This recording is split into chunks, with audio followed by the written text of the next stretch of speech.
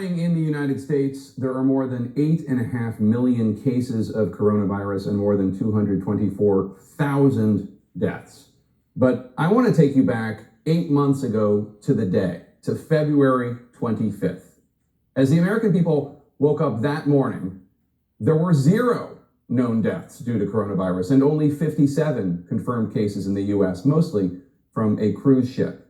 And that morning, a highly respected official with the Centers for Disease Control, the CDC, who had been there since 1995, Dr. Nancy Messonnier, in a press briefing, told the American people the truth about how bad this pandemic could get. Ultimately, we expect we will see community spread in this country. It's not so much a question of if this will happen anymore, but rather more a question of exactly when this will happen and how many people in this country will have severe illness.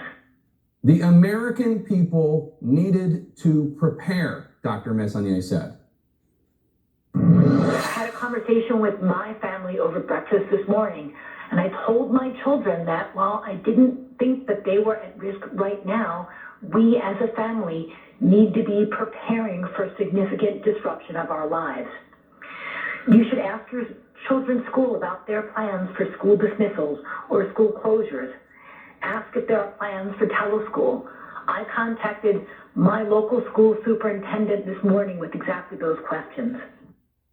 8 months ago today, February 25th. Now, President Donald Trump, upon hearing of Dr. Messonnier's warning, was, quote, furious, the Wall Street Journal later reported. Flying back to Washington, D.C. from India, President Trump phoned Health and Human Services Secretary Alex Azar and, quote, threatened to oust Dr. Messonnier. The next day, the president was asked about Dr. Messonnier's warning that the virus would spread in the U.S., and he downplayed the threat and lied to the American people about government preparedness. Well, I don't think it's inevitable. It probably will. It possibly will. It could be at a very small level, or it could be at a larger level. Whatever happens, we're totally prepared. We have the best people in the world. You see that from the study. We have the best prepared people, the best people in the world. President Trump was wrong. Dr. Messonnier was right. Regardless, an official at HHS told Messonnier to lay low, sources tell me. Vice President Mike Pence's office told the CDC to basically stop briefings altogether, that the White House briefings would be the only ones. In May, Dr. Messonnier wanted to brief the public about the alarming trend seen January through March of Americans not getting vaccines, but she did not get proper clearance to do so. The public has not heard from Dr. Messonnier since March.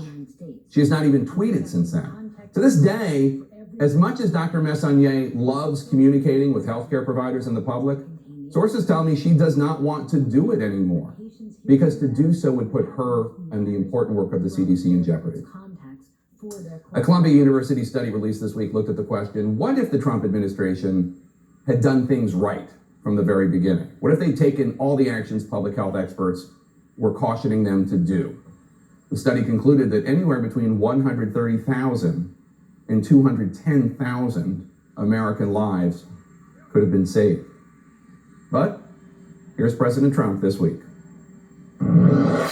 With COVID, is there anything that you think you could have done differently? If you had a mulligan or a do-over on one aspect of the way you handled it, what would it be? Not much. Look, it's all over the world.